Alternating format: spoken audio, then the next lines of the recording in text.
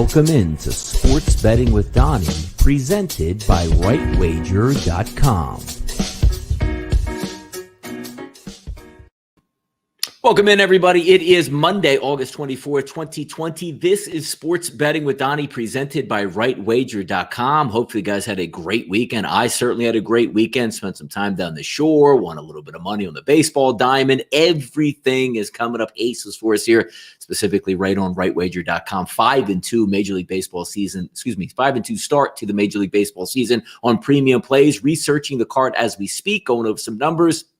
Maybe looking at a play a little bit later tonight, but if there is a play available, we'll fire. If there's not a play available that we like tonight, we pass it on to Tuesday. Winning is what it's all about, not just getting action and plays. But I got to tell you, there was a lot of action and plays going on, whether it's the National Hockey League, the NBA over the weekend was sensational. A lot of stuff going on that I do want to talk about and dip into. But again, it was a great week overall, great weather up here. And look, it's, August the 24th, it's 11 a.m.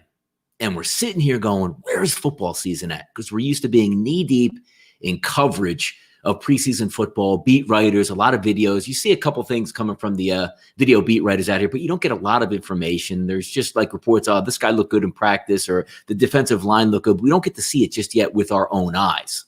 And that's the issue that we're having ramping up because, again, it's August 24th, September 10th. We're going live. Next weekend, FCS football begins.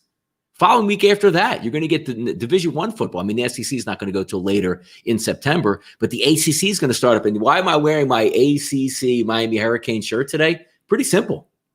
It's going to be fans in the stands for the Miami Dolphins and also the Miami Hurricanes. Now, the jokes are, okay, you get the jokes out. Well, Miami only averages 13,000 fans a game. Might be so when you play the, teams like UAB, but obviously if it's a big game in town, Miami's a big game environment. Same thing with the Dolphins. You can joke, which brings up a key thing that we'll look at a little bit later in the show. And that's, I saw the head coach of the Buffalo Bills, Sean McDermott, say, this isn't fair. Why some teams get to have the 13,000 in the stands or 25% capacity, which you're seeing now in Georgia for the Georgia Bulldogs and also Georgia Southern University coming out. So obviously that's probably going to come around to the Atlanta Falcons, but it brings up a lot of interesting things. So let's get into, I don't want to waste any more time.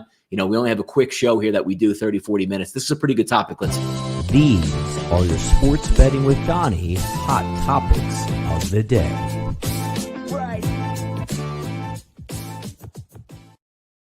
All right, first hot topic of the day that we'll get to. I am going to talk a little bit about Luka Doncic over the weekend. It was so much fun to watch yesterday. You guys know I'm not a huge NBA guy, but there's a big show going on. I'm going to tune in and watch it because I am a sports fan. But getting back to the NFL and the NCAA with having teams that are allowed to actually have fans in the stands and why that means so much. Because if you saw last week with the NFL, and again, we like to relate this stuff back to gambling terms as many times as we can.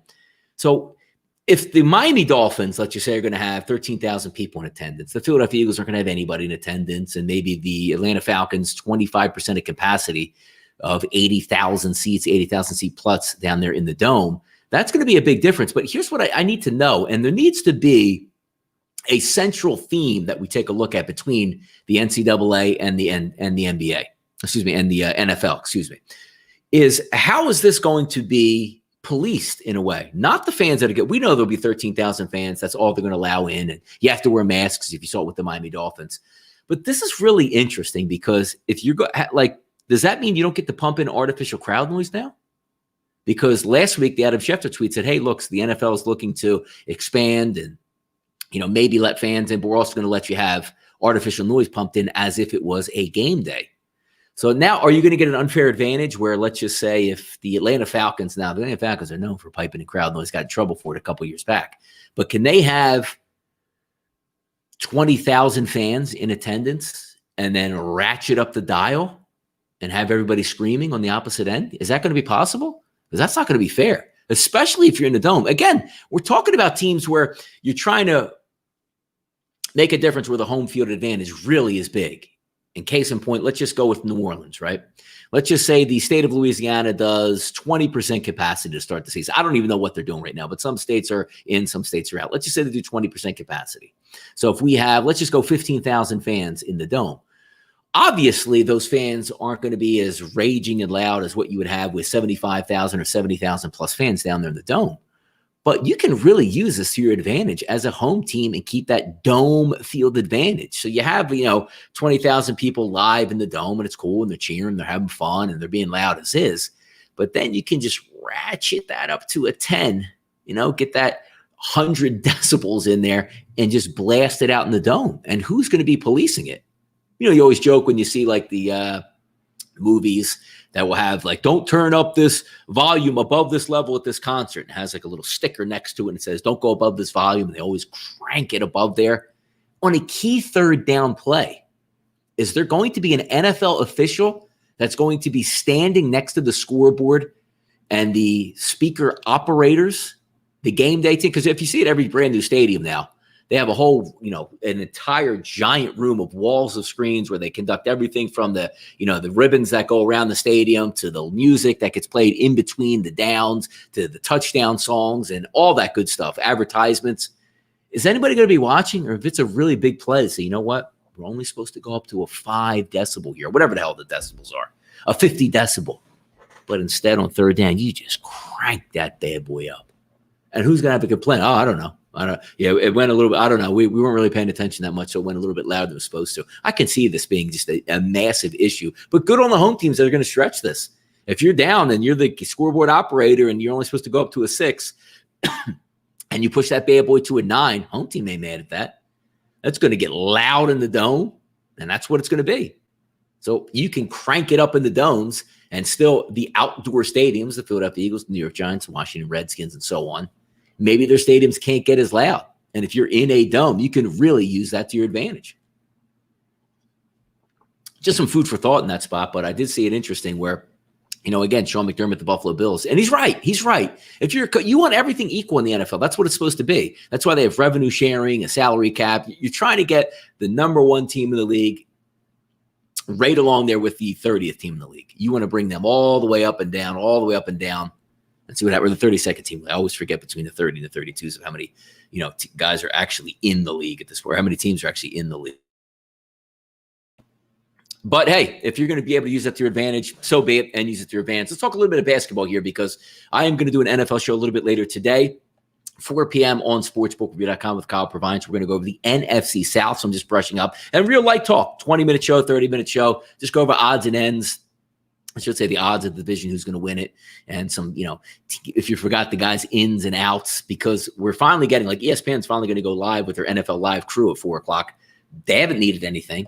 Like, you want to talk about those guys really earning their money. Good Morning Football, been doing a football show probably for the last month and a half. What the hell are they even talking about, man? How boring is that? Thank God we have other things to talk about, like the NHL, NBA, Major League Baseball, along with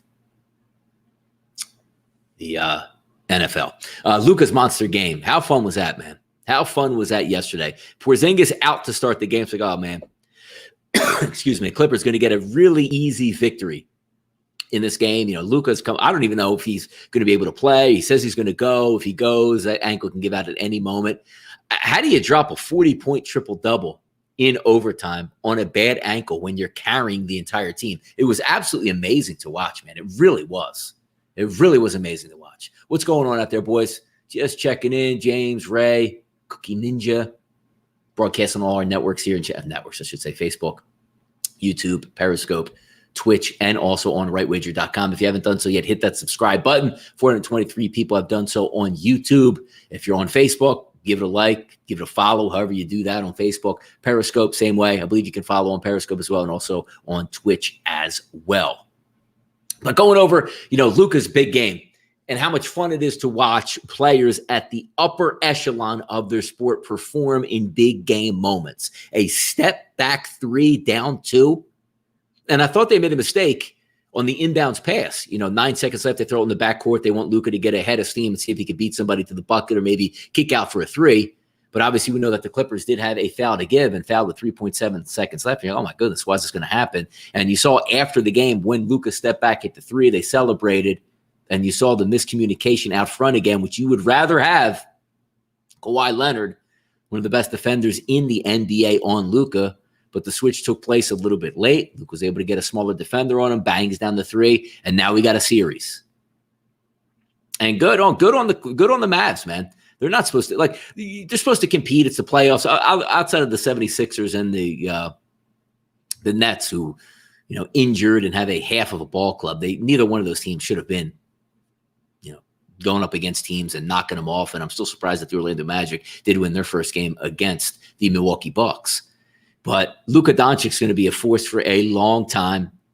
Young kid, staying power. He's not built like Allen Iverson, where he's small and just built all, quicks and all that stuff and getting off the shots. No. He's big. He can go down in the post. He can blow by you. He can drop threes. He makes every single person on your team better, which is awesome. It's really cool to watch. What's good, Danny? It's really fun to watch that stuff too. All right, let's keep it moving here, because it always seems like it gets back to the NFL. And this is what I'm built on. I love Major League Baseball to talk about. I love the NFL to talk about. I love football, period, point blank.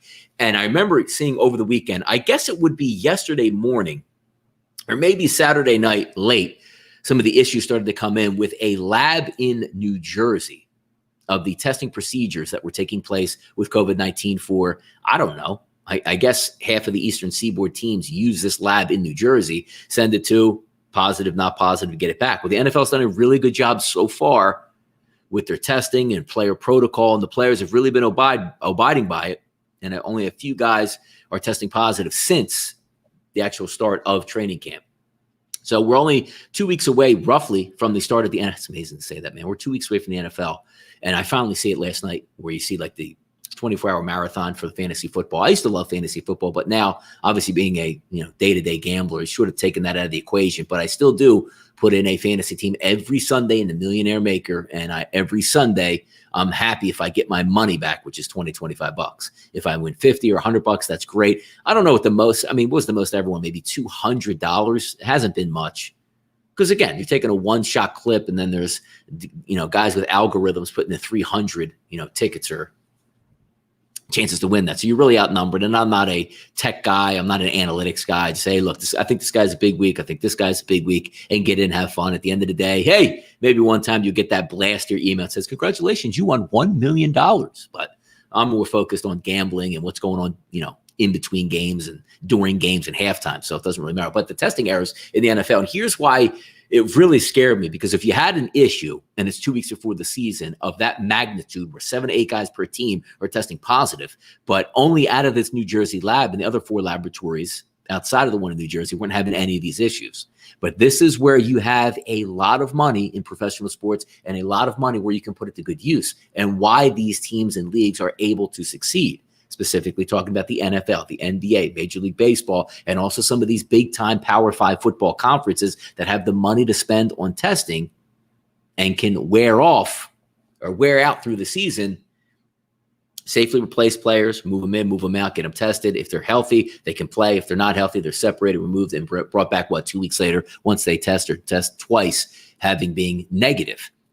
But here's the reason why you take a look at the other sports and why they possibly can't last. Because if you're not testing each and every day, it's even in the public society, where does this get you? Because how many times must it have been, if we're getting false positives at a decent high clip, in the general public with a lab, right? How do we know we don't have breakdowns in Florida when they got their, flare up, or in New Jersey when they initially started to get the flare up, or the state of New York got the flare up early on? How do we know these testing procedures? Because if you're just the general public and you drove around the corner to Walgreens, the CVS, Rite Aid, whatever your local testing place was, and, Betty Jean and Yolanda had to read just like some script that says, hey, here's how you take the test and put it in the tube, and you saw them now where they're just swabbing around the nose, when before they were damn near jamming it down into your stomach. How do we know those weren't false positives coming back or not tested properly? Because when you test,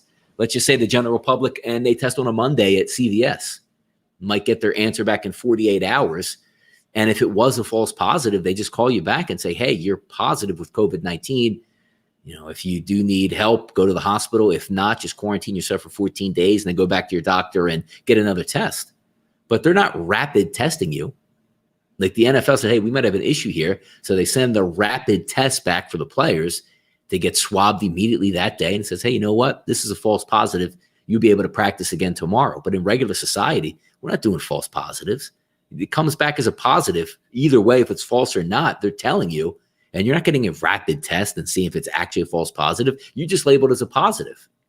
So the reason why the NFL players and the college football players are so much safer playing and being around their teammates, because they're getting this important information that says if they have it, quarantine. If you have it a false positive, we'll rapid test you to see if it's really a positive or not. And if it is, you can be safely quarantined. That's why I see the guys that are opting out in the NFL and I scratch my head. It's not the fact that they want to take care of their families. I understand that as a point of view, but you're really not taking care of your families at all. Aren't you more safer, A, earning a paycheck, going to get an NFL team, but B, getting tested every day? So if you are positive, you can be removed and quarantined from even your own family so they don't get infected, as opposed to going out to the grocery store or getting gas or to the local park or going over to your friend's house or your family's house, getting it and then transferring it back to your family. And you never knew that they were even getting it or you even had it at that time. So I'm always going to be in that same, procedure of these football players are much, much better being in their environments and being tested daily than just sitting at home, unless they are barricaded in their basement, not hanging out with their family, friends, or even going out in public. Then I would have a new appreciation of that. But I got to tell you, the guys that are opting out in the NFL, I'm pretty sure they're going out and living their life, not going to the bars and hanging out and drinking and stuff, but you still have to go out to the grocery store. Your family's coming over, your kids going to school, maybe 2 days a week, 3 days a week, or wherever you're at, 5 days a week, depending on what state. They might bring it home to you and nobody will ever know. So just as the way it is here. And also the last bit of NFL news here. How about Earl Thomas? What a nice guy Earl Thomas is, right? Here should it say Earl, free agent Thomas, Earl Orgy Thomas. You're looking at one of the better safeties to play the game over the past 20 years. And he's not going to be working on his third team. And you're talking about two organizations that put up with a lot of, I don't want to say attitude, but let's just say personality. The Seattle Seahawks and Pete Carroll, they put up with a lot of personalities out there, and he couldn't make it work there and disgraced himself leaving the field, popping the double birds at Pete Carroll, who loved the guy and probably would do anything for the guy. Just an embarrassment by Earl Thomas. But even before that, when they played the Dallas Cowboys, I believe they won that game. I think it might have been like the Christmas Eve game or Christmas game a couple of years ago, where he walks into the Cowboys locker room and tells them to trade for him and come get him. Just complete moron, disrespectful to his own organization. So works his way out of town in Seattle, signs a nice big deal with Baltimore. Now you're thinking like, hey, man, Baltimore's had some showmanship over the past, 20 years. One of the single best football organizations you can ever work for from top to bottom. I mean, we're talking ownership level, front office level, coaching level to players level, where they monitor themselves and make sure their locker room is where it needs to be. They bring Earl Thomas over last year. He last 1 year makes about $20 million and is going to make $10 million guaranteed this year. And his teammates couldn't stand him so much that they had the leadership committee on the Baltimore Ravens, which is made up of veterans, saying, we don't want this guy on our team. I don't care if he's a Pro Bowler. I don't care if he possibly is headed on his way to the Hall of Fame. Get him out of here. So you're talking about one of the generational safeties that we've ever seen working on his third team. And how appropriate would it be that he goes to the Dallas Cowboys, the land of misfit toys? Like you can, throw guns on the bed, beat up women. Greg Hardy comes down there, Jerry Jones. Here's Jerry Jones. Oh, man, I will make him captain of this football team. Meanwhile, you have Jason Witten, who does nothing wrong and is an absolute pillar of the community that stands up for domestic violence. And you sat that animal down in your locker room next to Jason Witten, just told him to deal with it because he's talented. You're an old owner. You're trying to win one more time, and he's going to come a little bit cheaper. And you saw his antics on the sideline, knocking out, the play charts out of coach's hands, showing up to practices late. But Jarrah covered for him. Jarrah said, hey, we're struggling on our pass rush. This guy can really help us out. Let's bring him into town. And how many other guys have? Randy Gregory, just scumbag him as well. I mean, there's so many scumbags that the Dallas Cowboys have had and added to their team. But for the perfect organization, I like to call it, with the Baltimore Ravens, that winning culture, winning matters, but also integrity matters as well. And they learned a hard lesson by trying to stick by Ray Rice for an extra couple weeks. And so that video came out, had to dump him. And they said, you know what? We can't have this anymore. We can't do this. Even back in the day with like Ray Lewis. on the murder trial. Now, Ray Lewis didn't murder anybody, but he didn't speak up about what he actually saw from the murder. Jamal Lewis, talented running back, he did some time. So that organization's put up with a lot of characters. The Tony Saragusas of the world, they've had a lot of dudes roll through there. Deion Sanders played for the Baltimore Ravens. I mean, obviously the great players, Ed Reed, Ray Lewis, you know all that. You know, Jonathan Ogden, one of the best left tackles to ever play his position. They've all been there before. But that organization puts up with a lot and lets you be you as long as you turn up on the field. But you can't go knocking out and throwing punches at random safeties and defensive backs and call it passion. They exit you right out of town. It also didn't help in the offseason during a pandemic. He's out, you know, having orgies, and his wife's putting, you know, Glock 9s to his head, and you know that's not going to work out well. So you saw everything coming down the line with what was going to take place there in that spot. I don't think the Cowboys will sign him. McCarthy seems like he's content. Yeah, but here's the problem, right? Here's the problem. Most head coaches probably would say, you know what? I'm in the first year. Let me set a good example. Let me bring in the foundation. Let me change the culture. But when you have an aging owner that all he wants to do is try to win a final Super Bowl, it doesn't really matter what your head coach says. And that's why Mike McCarthy's in Dallas, and probably a lot of other coaches aren't there, because you know, along with that job in Dallas, yeah, you coach the team, but you don't control very much after coaching the team on that squad. And that's always going to be an issue with that. We're going to take a quick break here. I'll be back in 1 minute. I'm going to talk about an interesting thing on a trading card. I thought the trading card game was dead. Doesn't seem to be the case here. But stay tuned. 1 minute commercial here at rightwager.com. Rolling already on our Major League Baseball season. No better place to be, baby. Hey guys, Donnie here with rightwager.com, your handicapping home on the internet. As you know, we specialize in NFL, Major League Baseball, and NCAA hoops. And as always, we are 100% verified on third-party CapperTech.com. If you are a gambler, this is your place to be. Affordable packages, 1 day, 7 days, 30 days, 6 months, and even up to a year. Also, when you stop by the site, you'll notice sports content right here with the live broadcast home of Sports Betting with Donnie. There is no better place to be in the handicapper community than rightwager.com. And as always, I like to say, what side are you on? Only one side to be on. You guys know that. Major League Baseball, one of my passions, one of the things I do extremely well, and we opened out already to us. And again, waiting is patient, man. We could have sold packages. We could have did what we did opening day. Oh my God, think of how many packages people just win a gamble on baseball. It's not what we do. It's about winning, man. It's about picking a play or two. Like I finally had 2 plays on Saturday, split those as my first 2 packet of the year. But, you know, usually it's 1 play a day, the best play of the day. But sometimes those opportunities really present itself, and you like to fire on 3 or 4 games. But, you know, looking at yesterday, if I would have fired on more games, I really thought the Cubs game was going to have some runs and ended up 2-1. We didn't fire on that and save money. So that always helps moving forward with stuff like that. But obviously, you know, it's taking it slow, low and slow. Trout Rookie Card. How about this one? And we all grew up collecting baseball cards as kids in the 80s. I was big on hockey cards as well. Not many of my friends were doing that. Topps cards, O-Pee-Chee cards.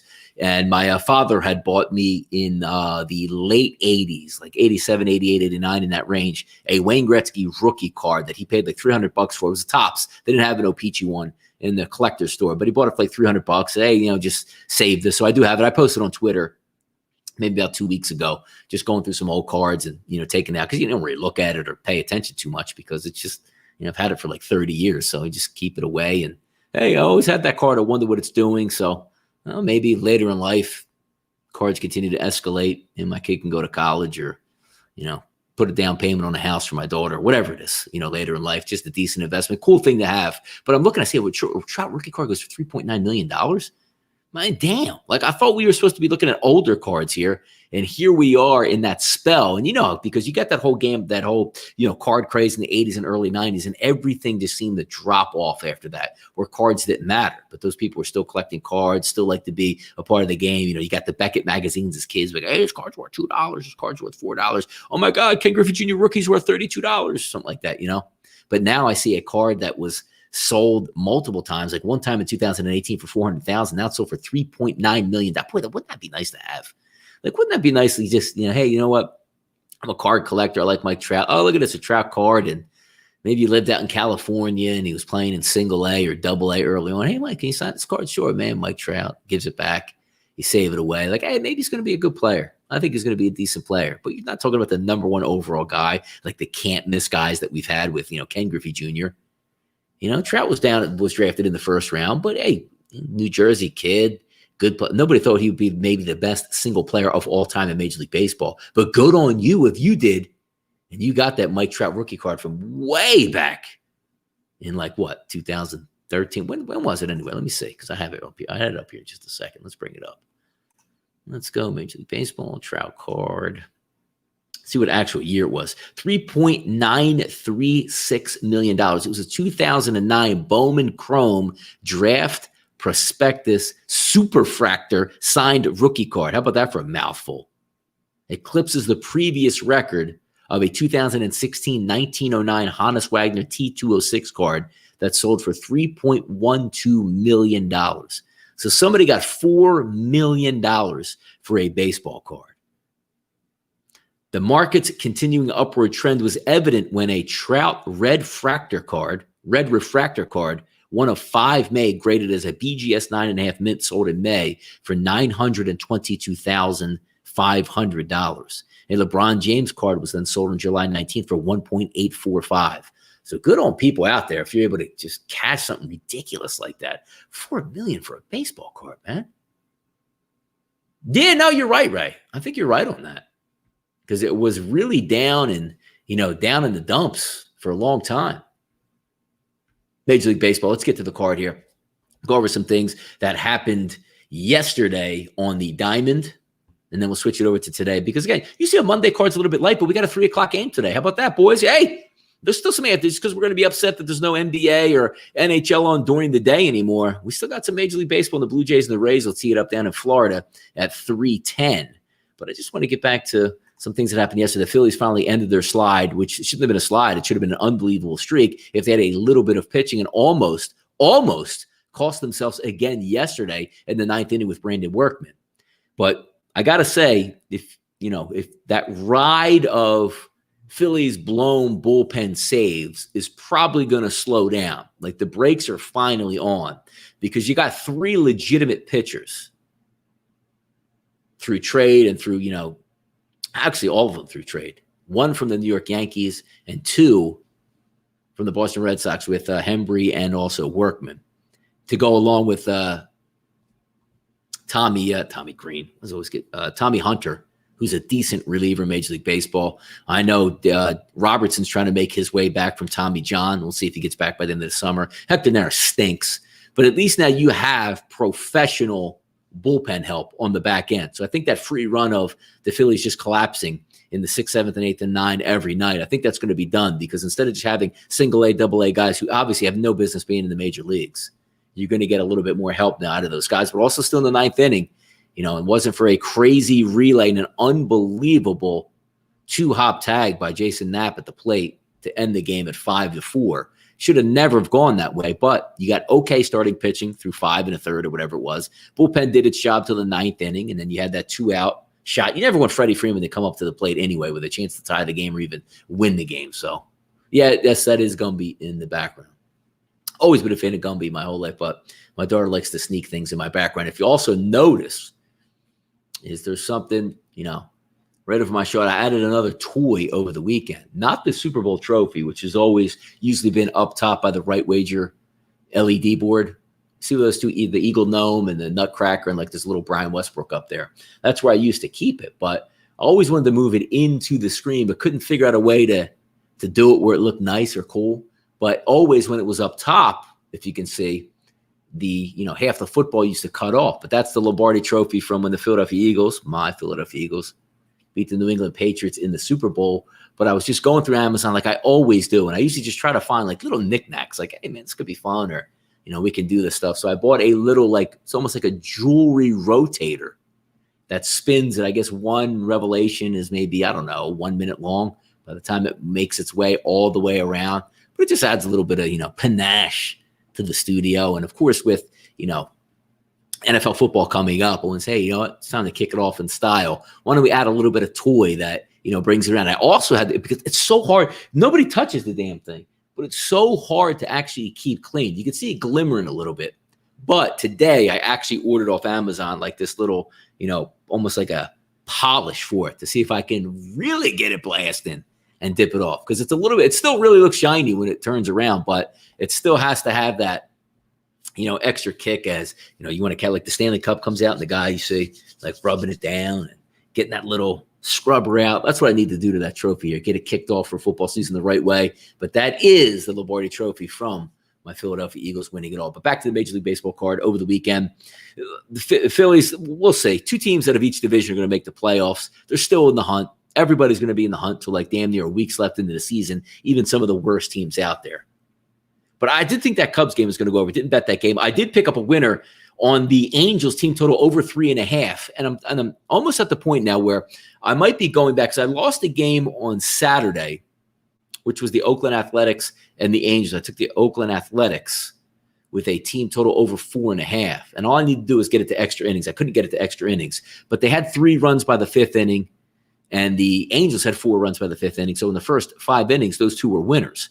I picked up 1 win, but a lot of my players aren't able to get DraftKings. Only like 4 or 5 states out there have DraftKings. So they worst case scenario pushed a lot of them, but some still picked up the win along with me with the 3.5. But I'm starting to get back to the point where it might make sense just to get back into the first 5 innings. And I know it's hey, if they don't do well, they can still do well later.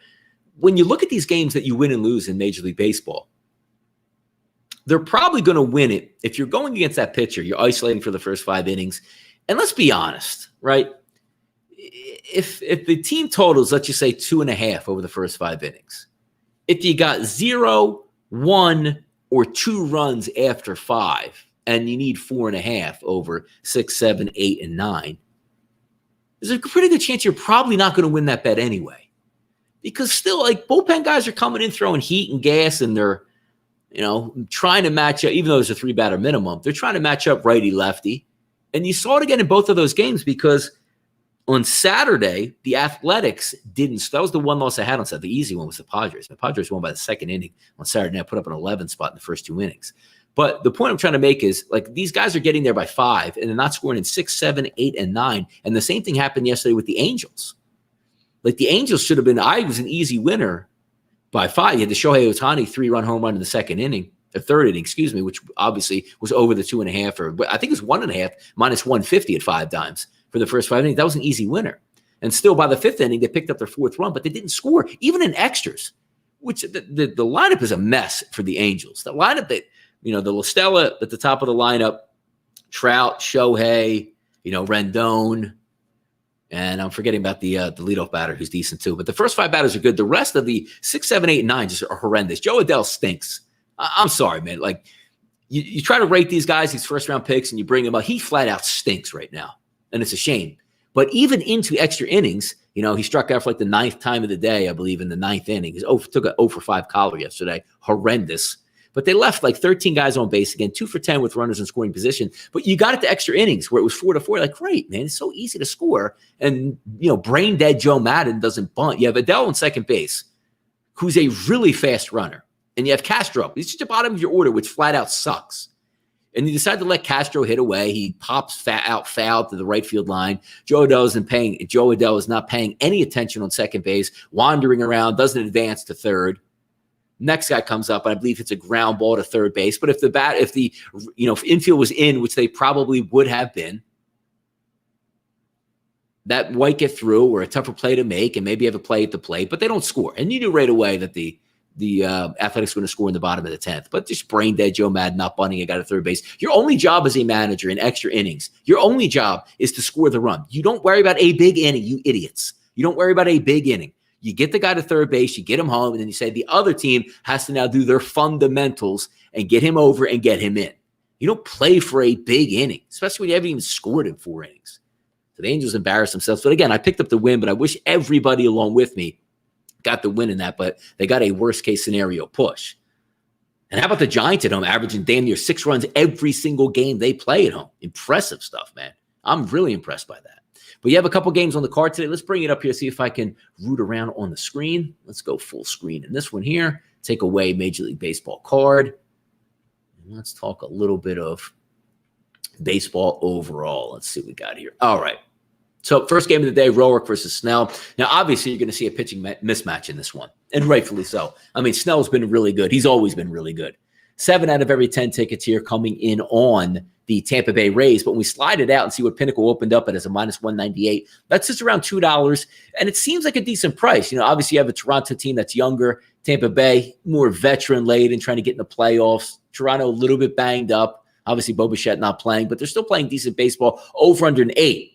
And they normally see, well, yeah, he Snell's on the mound, and that's about what it would be. That ball really doesn't travel all that well down in Tampa in that dome. It just doesn't.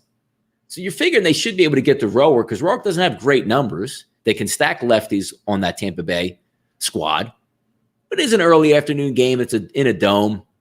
Not the greatest hitting atmosphere. So if I'm going to look at a team total over and over shot, usually don't like to have one ace, at least on the mound, that Snell is there. And 8's not a lot of runs in Major League Baseball these days. You get 4 to 4 extra innings, pick up the dub, or 4 to 4 by the 7th or 8th inning, you get the W in that.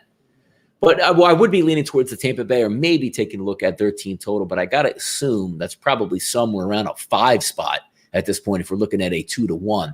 Voth, who stinks. Lopez, who's actually had a decent start to the season. 6 out of every 10 tickets coming in on Washington. Now, how about this line here? Opens up at 37 with Pinnacle offshore. Now we're seeing it roughly down to a pick 'em and at 9. And let's see if we got any weather conditions here in this game. Look at that. Nice hitting conditions. Okay. So you got humid, 83 degrees, wind blowing out. So that works here down in Washington. Kind of interesting when you take a look at that game. But again, look, you're looking at Miami's lineup again. Jorge Alfaro was supposed to be back in the lineup. I didn't see if he actually played this weekend, but I know he was one of the first guys that came into Philadelphia and tested positive for COVID-19. But it looks like he's at least back on the active roster and was in the estimated lineup for tonight. Had a couple websites that I was looking at. But I don't know. I haven't bet the Miami Marlins yet this year. Haven't done a lot of things with, the Nationals. But Washington has a better overall lineup.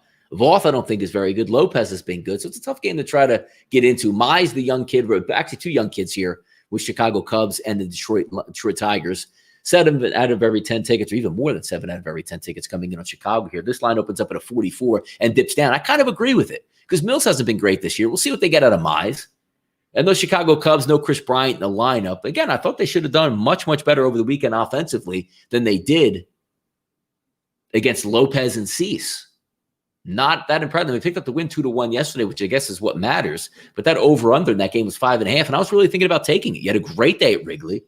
Hot weather, wind blowing out, and they couldn't do much. So we take a look at a 9.5, opens up to now is at 10. Some 9.5 still out there. What, 5 dimes? Excuse me, at Chris, DraftKings, New Jersey, Sugar House, out of Pennsylvania and New Jersey, which is now Rivers. I don't know why it still says Sugar House, but I guess all the branding is the same. Even when you log in and try to make a wager, it still says Play Sugar House, which is kind of interesting when you're trying to, work on your brand marketing. Maeda and Savali, 2 good hitting lineups in this game. I mean, they're so hard to regulate or monitor what the hell the Indians are doing. They should be much, much better hitters, but 2 decent pitchers on the season here. Over-unders at 8.5. Line opened up at 109. Hasn't moved all that much, even though a lot of ticket counts building here on Minnesota. Cincinnati and Milwaukee. Bauer and Anderson. Bauer's been sensational this year. Maybe he's going to wear the free Joe Kelly cleats tonight. 8.5 as a total. No surprise that's up to 137. And even when you take a look at here, Milwaukee just getting busted out by the Pittsburgh Pirates. When are they going to wake up? When is that lineup going to wake up? Probably not tonight. Kansas City, Keller, who's been good on the year ERA-wise, but a little bit slightly higher Sierra and XFIP. 8 out of 10 tickets coming in on St. Louis in this one. This one's at 180. Let's see about some weather conditions out in St. Louis because it's really hot in Kansas City over the weekend. There you go. Humid, 90s to start. See if they can press out some runs there. Luzardo and Lynn. Obviously, Lynn's been the better pitcher on the season overall so far. Oakland, that little tricky team, though, man. Real tricky team. Now heading back on the road. 7 out of every 10 tickets on Oakland in this one. Line opened up at 31 out of 43. I think Texas stinks, by the way.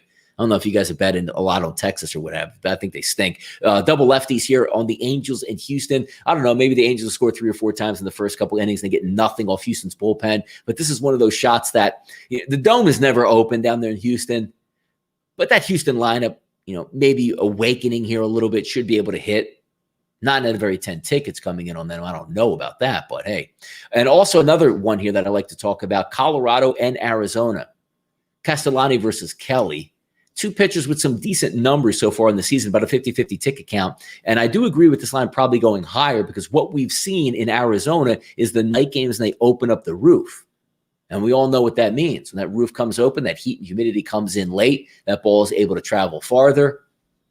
And you might be able to pick up some late inning fireworks. So a good card to look at overall. And it's a Monday, so beggars can't be choosers. I'm just happy to see numerous games up here that we might be able to pick and choose and find our way around. But another good show here, and I'll be back on at 1:30 p.m. Me and Jason Radowitz on sportsbookreview.com. Going to do a show that we do each Monday through Friday, break down the entire baseball card, try to pick out some winners. And then also later in the day, 4 o'clock, going to be doing an NFC South football preview. Quick 20, 30-minute show. Talk a little football here, try to get some juices flowing as we continue to break down each division, setting you up for opening night football, September 10th, man. Texans and those Chiefs are going to get going. Who the hell knows what's going to happen in that game? But I know it's going to be fun to watch. And we do this each and every Monday through Friday right here on Sports Betting with Donnie, presented by RightWager.com. I'll be back on the air at 1:30. Let me brush up on some Major League Baseball. And also, if you guys haven't done so yet, hit that subscribe button. And also, check out RightWager.com. If we got to play, it's going to be up. Follow me on Twitter at RightSideVP. We're doing big things, baby. Back tomorrow, 11 a.m.